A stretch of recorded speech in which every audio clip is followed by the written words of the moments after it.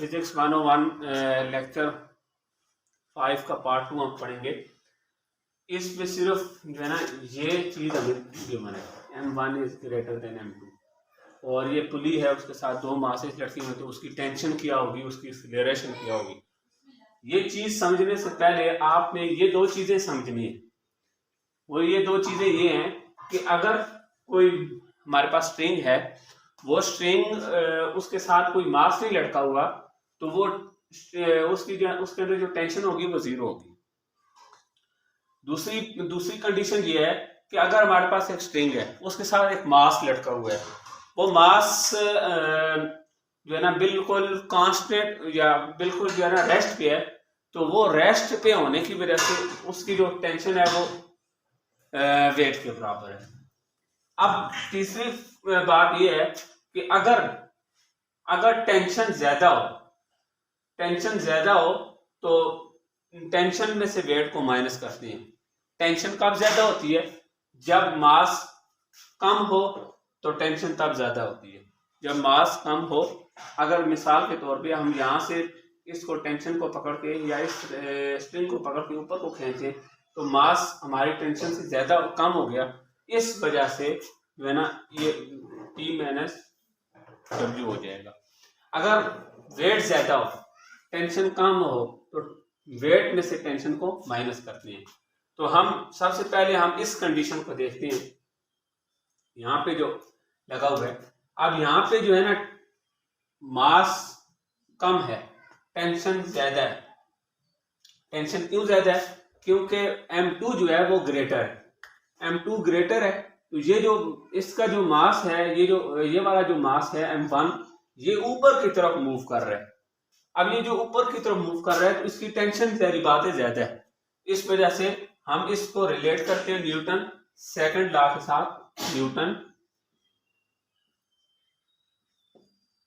Second law वो ये कहता है नेट फोर्स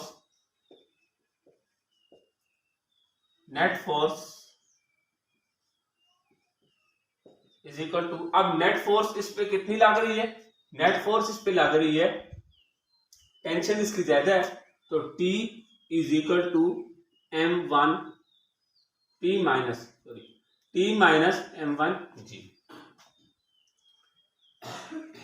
इसको हम थोड़ा सा मोडिफाई करें। फोर्स हमारे पास नेट फोर्स किसके बराबर होती है? M1, क्योंकि नेट फोर्स 1 है ना, तो M1 into a is equal to T minus M1 G। अच्छा, इसी तरह हाँ, हम इस वाली यहाँ पे जो नेट फोर्स लग रही है इसको हम फाइंड करते हैं। इसको फाइंड करने के लिए हम नेट फोर्स लगाएंगे। Net force Newton second law के मुताबिक net force is equal to T minus M2 G, क्योंकि हम जो है ना न्यूटन M2 के ऊपर जो फोर्स लग रही है वो फाइंड कर रहे हैं, तो वो ये हमारे पास T minus M1 sorry M2 minus, क्योंकि यहाँ पे फोर्स ज्यादा है ना, वेट ज्यादा है ना, तो इस वजह से M2 minus weight minus T। इस M2 is equal to net force की जो वैल्यू है M2 इंटू ए होगा, M2 माइनस ए, ये हमारे पास आ जाएगा। इस इक्वेशन को हम इक्वेशन 1 कह देते हैं, इसको हम इक्वेशन 2 कह देते हैं। अगर हम इन दोनों को आपस में मतलब ऐड कर दें तो फिर हमारे पास क्या आंसर आता है वो देखेंगे। ऐड करने से हमारे पास क्या आंसर आता है?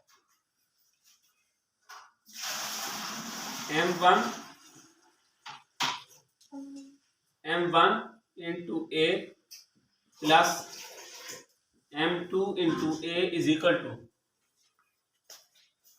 टू ये हमारे पास T minus M1 into G plus ये वाला M2 इंटू G माइनस ये आ जाएगा। अब यहाँ पे ये t प्लस में है और ये t माइनस में है, तो ये हमारे पास आ जाएगा। अब यहां से ये जो है ना, ये इनमें g कॉमन है, तो ये हम यूं लिख सकते हैं ना कि m2 minus m1, g common है तो g बाहर आ जाएगा। इन दोनों में एक्सेलरेशन कॉमन है, तो a into m1 plus m2,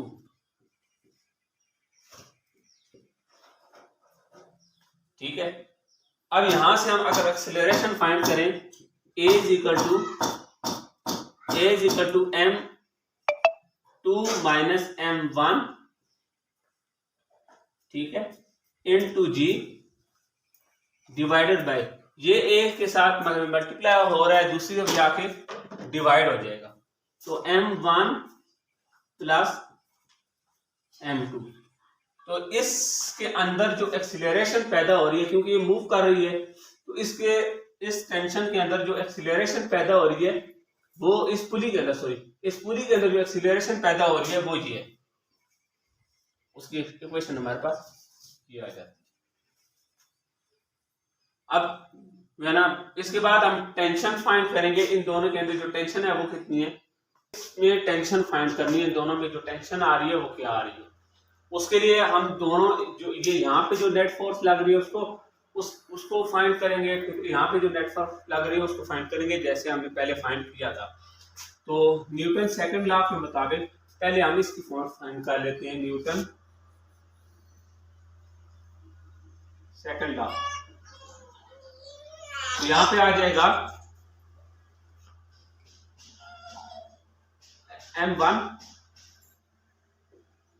तो ये हमारे पास आ जाएगा। यहाँ पे जो फोर्स लग रही है ये इसके लिए, तो ये इसके लिए आ जाएगा m1 into a is equal to t minus m1 into g। यहाँ पे एक्सीलरेशन फाइंड कर लेते हैं, a is equal to t minus m1 into g divided by m1।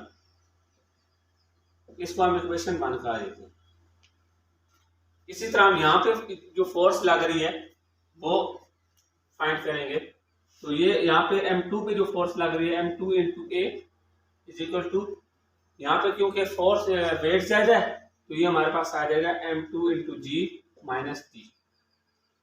तो इसी की भी एक्सेलरेशन फाइंड कर लेते हैं। एक्सेलरेशन आ जाएगी हमारे पास m2 into g minus t divided by m2, ठीक है। ये हमारे पास इक्वेशन 2 आ जाएगी। अब ये इक्वेशन 1 और इक्वेशन 2 को हम आपस में मतलब एक दूसरे के इक्वल करते हैं, क्योंकि एक्सेलरेशन एक दूसरे के बराबर है। तो यह जगह t minus m1 into g divided by m1 is equal to m2 into g minus t divided by m2, ठीक है। अब यहाँ पे हम थोड़ा क्रॉस मल्टीप्लाई करते हैं, तो क्रॉस मल्टीप्लाई करने के लिए m2 into T minus m1 into m2 into G यह आ जाएगा is equal to m1 into m2 into G, ठीक है, इज इक्वल टू माइनस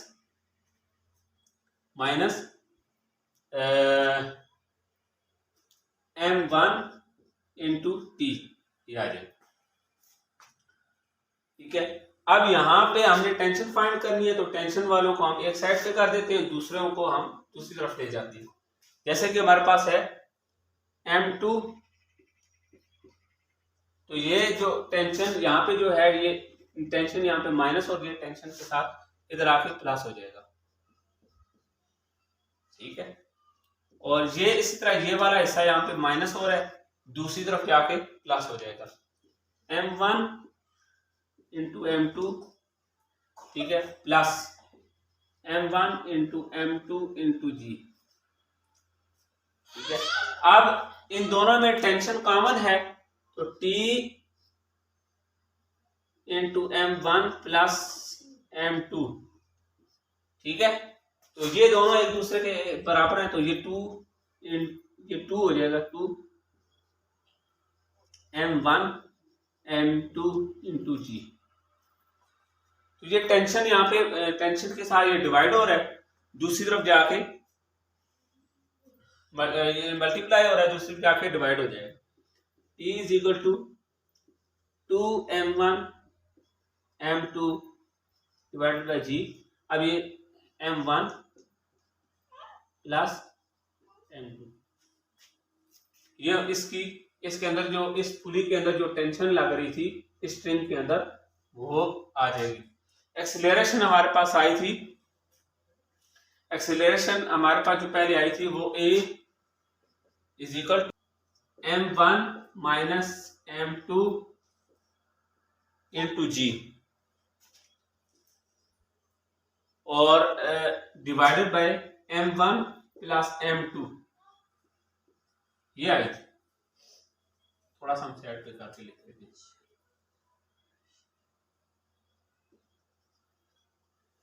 ये हमारे पास एक्सेलरेशन आई थी और ये हमारे पास टेंशन आ गई है। उम्मीद है आपको इस वीडियो की समझ आई होगी। हमारे चैनल को सब्सक्राइब करें अगर अभी तक आपने सब्सक्राइब